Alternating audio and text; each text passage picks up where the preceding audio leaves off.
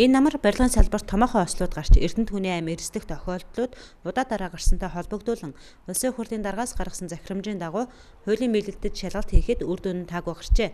Энэ талаар ажлын хэсгийн ахлагч улсын хурлын гишүүн Батцаандан нийгмийн бодлого боловсрол соёл шинжилгээ ухааны байнгын орон эдийн засгийн байнгын орны хамтарсан өнөөдрийн хуралдаанд танилцууллаа. Ажлын хэсэг барилгын тухай болон хөдөлмөрийн аюулгүй байдал, эрүүл ахуйн тухай хуулийн мэйлэлтийг нийслэлийн Сүхбаатар, Баянгол, Баянзүрх, Хаан уул, Чингэлтэй, Сонгон хайрхан, Багнуур, Налайх дүүргийн нийт 594 объект, ачаа өргөх 782 байгууламж, 1895 аж ахуйн нэгж байгууллага, 1629 инженер техникийн ажилтныг хамруулан шалгасан байна.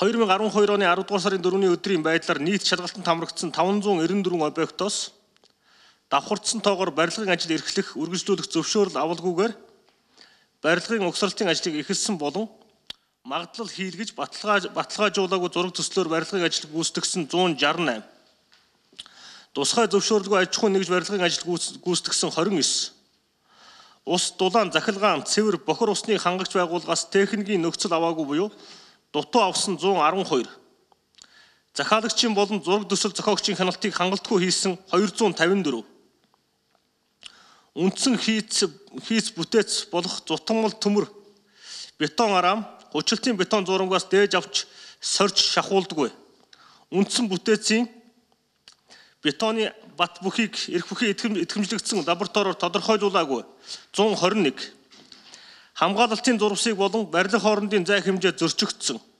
хянагдан батлагдсан ерөнхий төлөвлөгөөнд тусгагдсан хэмжээг тухайн байгууллагын зөвшөөрлгүй дур мэдэн өөрчилсөн зэрэг зөрчлүүдийг илрүүлсэн байна.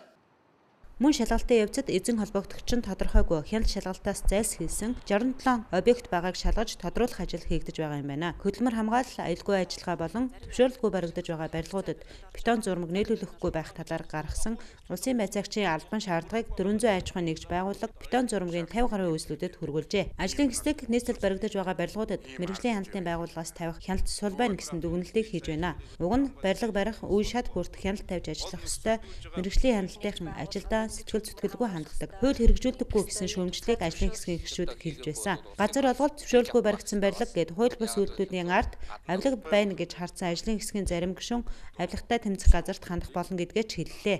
Мэргэжлийн хяналтын байгууллагын хамар доор нь үүдэнд нь баригдаж байгаа барилга нь зөвшөөрөгдсөн хэмжээнээс 40-50% том хэмжээтэй баригдаж байгааг тэрийг мэдээгүй л явж байгаа шээтэй. Мэдсэн ч мэдээгүй юм шиг нүдэн андаг байдал өнөөдөр хүртэл явсан. Тэр хүний аминд хүрээд байгаа олон барилгууд чинь хуулийн заасан 70-30-ийн харьцаанаасаа хэтэрчгээд байгаа шүү.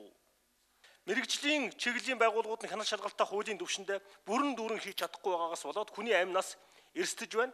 Хууль зөрчигдөж байна гэд бид үзэж байгаа. Авилгатай холбоотой асуудлыг нэмж хэлмээр байна. Зөвшөөрлгүй баригдаж байгаа барилга болгоны цаана авилга байгаа. Энийг л бид харж байгаа. Дур зоргоороо авирлж байгаа барилгын компаниуд болгоны цаана авилга байгаа. Албан тушаалын гэмт хэрэг байгаа. Энийг бид харж байгаа. Тэгэхээр энэ дээр хатуу тэмцэл явуулна шүү. 20 жил дур зоргоороо загнасан эрх мэдэлтнүүд байгаа. Нэг том барилгын компани цаана нэг дарга байгаа. Энийг зогсооноо. Улс төр бизнес хоёр холилдсон байна. Энийг зогсооноо.